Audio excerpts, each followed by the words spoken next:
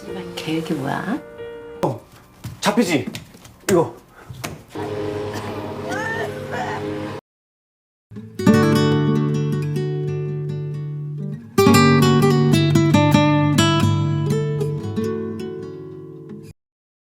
Pemicu pembunuhan dalam film ini bukanlah kebencian, bukan uang, bukan pula kebohongan. Pemicunya hanyalah bau. Ironisnya, yang merasa terganggu tidak pernah merasa jahat, dan yang terluka tidak pernah berani untuk marah. Inilah film Parasite.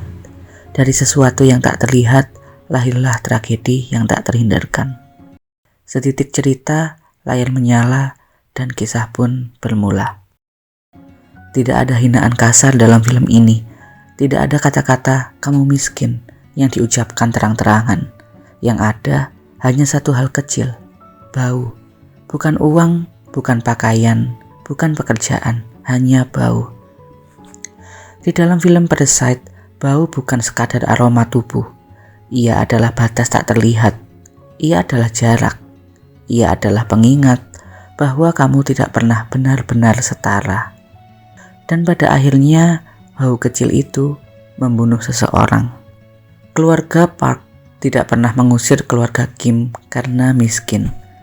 Mereka tetap memperkerjakan keluarga Kim. Mereka tetap membayar keluarga Kim. Mereka bahkan terlihat sopan.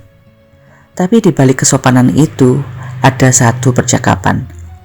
Mereka punya bau yang sama. Kalimat itu diucapkan dengan santai, tanpa niat menyakiti. Tapi justru disitulah letak kekejamannya. Karena bau adalah sesuatu yang tidak bisa kamu lepaskan. Ia menempel, ia mengikutimu pulang, ia menjadi identitas. Dan yang lebih menyakitkan, yang membicarakannya merasa tidak bersalah. Dalam novel Perfume, The Story of a Murder, karya Patrick Süskind, aroma bukan sekadar wangi atau busuk, ia adalah identitas sosial. Ironi, tapi memang itu adanya. Bau dalam film ini bukan tentang keringat, ia adalah simbol ruang hidup. Keluarga Kim tinggal di semi-basement.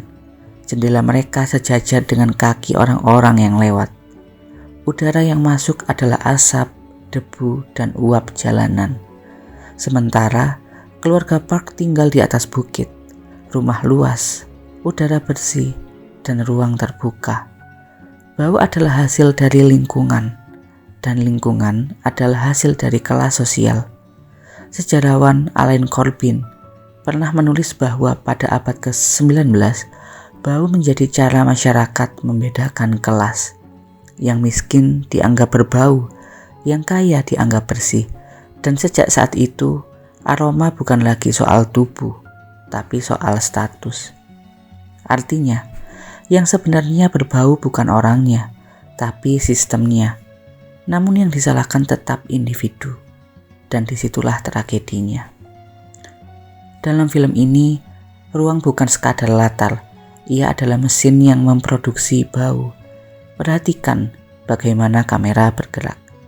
Untuk sampai ke rumah keluarga Park, kita selalu menanjak, tangga demi tangga. Sementara itu, untuk pulang ke rumah keluarga Kim, kita selalu diajak untuk menurun, turun, lebih turun, hingga akhirnya setengah terkubur di bawah tanah. Ketika hujan deras, keluarga Park menyebutnya cuaca yang indah ya untuk tidur. Tapi di sisi lain, bagi keluarga Kim, hujan adalah bencana. Air masuk melalui toilet, limbah meluap. Dan disitulah bau menjadi nyata. Bukan lagi metafora, tapi sesuatu yang benar-benar menggenang di ruang hidup mereka. Jadi ketika Mr. Park mencium bau itu, yang sebenarnya ia cium adalah jarak vertikal di antara mereka. Mr. Kim mendengar semuanya saat ia bersembunyi di bawah meja ruang tamu keluarga Park. Pemilik rumah tidak tahu ada orang di dalam sana. Ia tahu, ia sadar. Ia mengerti cara mereka dipandang, tapi ia diam. Kenapa? Karena ia butuh pekerjaan itu. Bau menjadi sesuatu yang harus ia telan bersama harga dirinya. Dan setiap kali Mr. Park menutup hidung secara halus, Itu bukan hanya soal aroma, itu adalah pengingat kamu di bawah saya. Tidak pernah diucap, tapi selalu terasa. Harga diri tidak hancur karena satu hinaan besar. Mr. Kim bukan orang bodoh. Ia tahu ia sedang menyamar, ia tahu posisinya rapuh. Tapi ada satu hal yang perlahan berubah dalam dirinya. Ia mulai percaya bahwa ia bisa setara. Ketika ia duduk di kursi pengemudi mobil mewah itu, ketika ia mengenakan jas rapi, ketika ia mengantar anak majikannya dengan penuh percaya diri.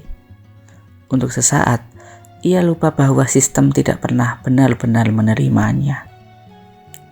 Dan komentar tentang bau itu seperti tamparan yang mengembalikannya ke tempat semula. Bukan di kursi pengemudi, tapi di semi basement yang penuh dengan genangan air ketika banjir. Ia hancur karena gesekan kecil yang terjadi terus-menerus. Film ini tidak pernah mengatakan bahwa orang kaya yang jahat. Film ini juga tidak mengatakan orang miskin itu suci. Tapi film ini menunjukkan satu hal, ada batas yang tidak terlihat. Dan batas itu bukan pagar, bukan tembok, tapi persepsi. Bau adalah metafora dari jarak sosial yang tidak bisa ditembus hanya dengan kerja keras. Kamu bisa menyamar, kamu bisa berpakaian rapi, kamu bisa berbicara sopan. Tapi satu komentar kecil bisa mengingatkanmu, kamu tetap berbeda. Norbert Elias mengatakan bahwa semakin beradab sebuah masyarakat, semakin ia menuntut tubuh yang tidak berbau. Maka bau bukan sekadar aroma, ia adalah ukuran apakah seseorang itu dianggap cukup layak berada di ruang itu. Dan kemudian datanglah momen itu. Kekacauan terjadi. Orang-orang terluka. Situasi tidak terkendali. Mr. Kim melihat semuanya. Lalu, di tengah kekacauan itu, Mr. Park menutup hidungnya secara spontan. Refleks kecil, gerakan singkat. Bukan karena marah, bukan karena benci, tapi karena bau. Dan di titik itu, lagi-lagi, sesuatu dalam diri Mr. Kim runtuh, menjadi brutal. Bukan karena ia miskin, bukan karena ia gagal, tapi karena bahkan dalam situasi hidup dan mati seperti ini, ia tetap dipandang sebagai bau. Dan pisau itu akhirnya bergerak, menancap. Bukan karena uang, tapi karena martabat.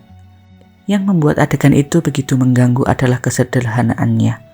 Tidak ada dialog panjang, hingga tidak ada teriakan dramatis. Hanya satu gerakan tangan menutup hidung.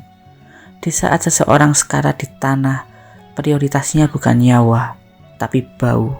Disitulah Mr. Kim sadar bahwa dalam keadaan darurat, ia tetap bukan manusia penuh. Ia adalah gangguan sensori. George Simmel menyebut penciuman sebagai indera paling intim. Mungkin karena itu, komentar kecil tentang bau bisa terasa lebih menyakitkan daripada hinaan langsung. Yang paling menyakitkan dari Parasite bukanlah pembunuhan itu, tetapi kesadaran bahwa bau tidak pernah benar-benar hilang. Mungkin yang berubah hanya tempatnya. Film ini meninggalkan satu pertanyaan. Apakah kita benar-benar menilai orang dari karakter mereka? Atau dari bau versi kita sendiri? Bau pakaian, bau logat, bau latar belakang, atau bau status? Mungkin kita semua pernah menjadi keluarga Park. Atau mungkin kita adalah Mr. Kim yang hanya ingin diperlakukan setara. Namun hanya karena setitik bau kecil itulah yang selama ini memisahkan kita. Silakan tinggalkan pendapat kalian di kolom komentar tentang film ini. Apakah yang dilakukan Mr. Park etis atau refleks seorang manusia seperti kita?